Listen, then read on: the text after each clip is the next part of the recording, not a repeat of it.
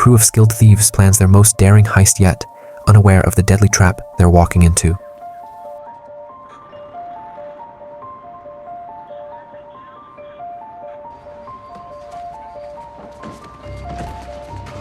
The movie is set in Charlestown, where bank robberies are a frequent part of life.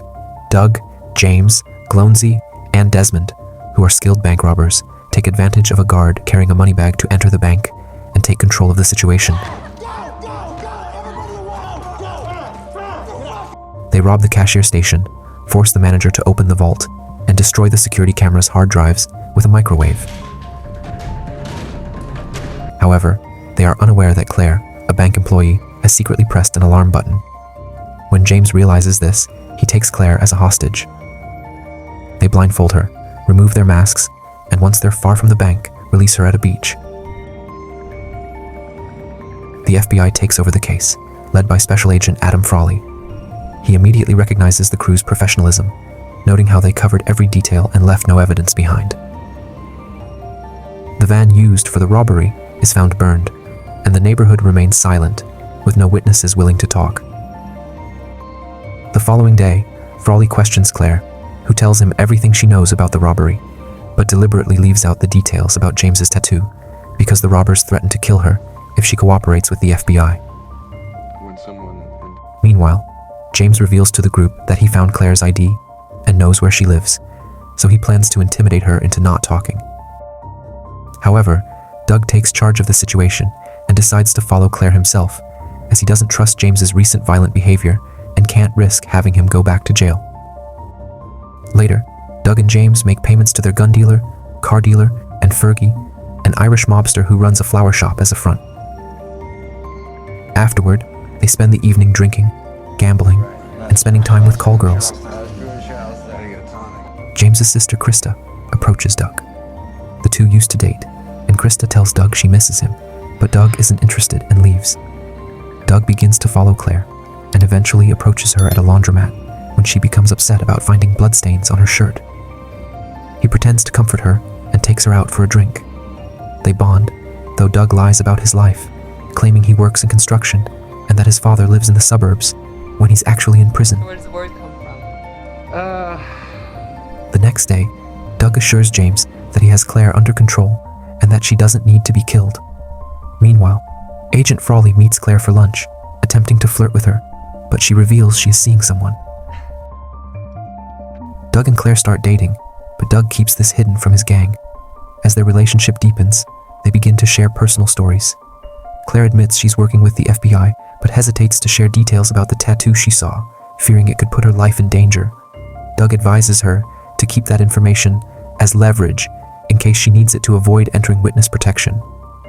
In return, Doug reveals that his mother abandoned him when he was 6. Despite his efforts to find her, his father never cared to look. Meanwhile, Frawley makes progress on the case and discovers that Desmond works at Vericom, and his sick days match the dates of several robberies. This leads to the discovery of the entire gang's identities during a family barbecue. However, they still lack concrete evidence to make arrests. Frawley orders his agents to keep surveillance on them for the time being. While Doug and Claire are having lunch on a sunny day, she recalls that similar weather reminds her of the day her brother died. When Claire steps away, James suddenly shows up and sits with Doug, making him nervous about his secret. Doug tries to get James to leave, but James stays until Claire returns. Though shocked to see her, James plays it cool and even engages in small talk before leaving. Doug subtly covers James's tattoo with his hand as he says goodbye. Later, James confronts Doug, warning him that dating Claire could get them caught, and demands Doug end the relationship and focus on their next job. Afterward, Doug visits his father in prison, asking why he never searched for his mother. His father bluntly replies that you can't make a mother out of someone who didn't want to be one. On Friday, the crew prepares for the next heist. They follow an armored truck and successfully rob it, but a guard resists and the police pursue them. To avoid being caught, they kill the guard and flee, causing multiple car crashes in the process. Glonsey pulls off a daring move, causing police cars to collide, and they switch to a backup car waiting nearby.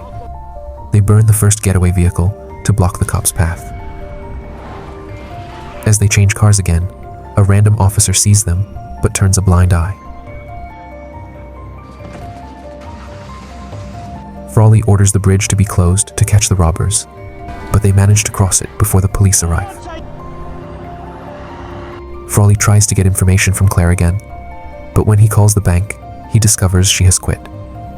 Growing suspicious of her, he orders her phone to be tapped and learns that she's been in contact with Doug. Meanwhile, Doug gifts Claire a diamond necklace and asks her to leave town with him, and she agrees. After their date, Frawley visits Claire and notices the necklace. He shows her Doug's criminal profile and reveals the truth about him. Meanwhile, Doug meets with James, who has a new job from Fergie, but Doug declines the offer and tells James to find someone else because he is done with the criminal lifestyle. I don't know what's that mean? Doug then visits Fergie to tell him he's out, but Fergie refuses to accept it. Fergie insists Doug is the mastermind and the only one capable of handling the job. He then reveals a dark truth. Years ago, Doug's father tried to quit and work alone, so Fergie got Doug's mother hooked on drugs. She didn't leave him. She died of an overdose, and Doug has been lied to his whole life. Fergie threatens to do the same to Claire if Doug doesn't comply.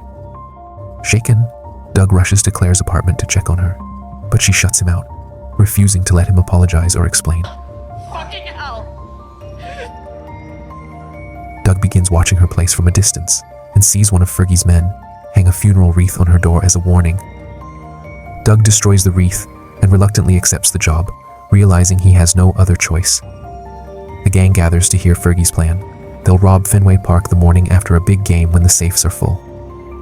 As they prepare, Frawley approaches Krista at a bar, seeing her as the gang's weak member. After pretending to flirt with her, he reveals his badge.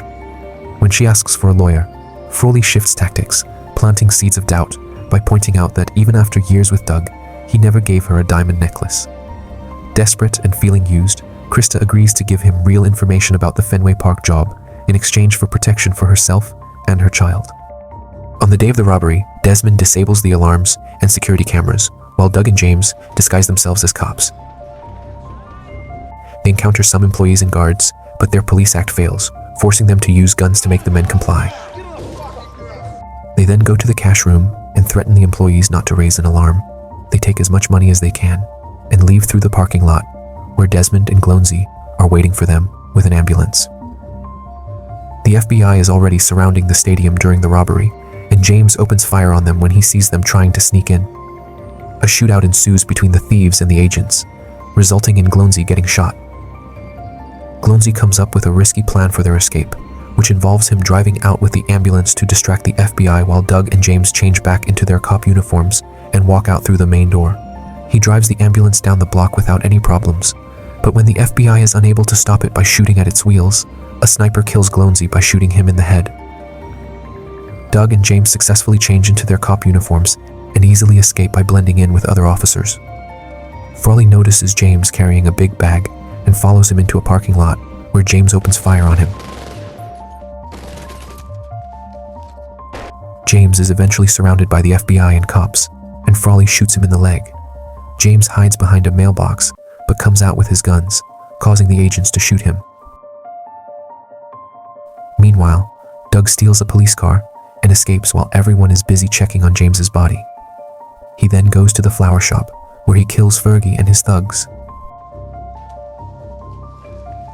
He retrieves a stash of hidden money from safe box and calls Claire, who is with the FBI in her apartment. Claire tries to lure him over, claiming to be alone, but Doug, watching from a nearby building, knows it's a trap. He agrees to meet her anyway, telling her to wait at the back door in an hour. When they speak again, Claire subtly warns him of the trap by referencing sunny days. Doug understands and plays along, ensuring the FBI believes he will show up. While the FBI waits, Doug hides some money in Claire's garden and leaves a taunting note on Frawley's car. Disguised in an MBTA uniform, he escapes the city by train. Frawley suspects Claire's mention of sunny days was a clue, but it's too vague to use as evidence, and she avoids any charges. Days later, Claire discovers the money Doug left for her, along with a note expressing hope they might meet again. She uses the money to refurbish the local ice hockey arena where Doug once played, dedicating it to his mother's memory.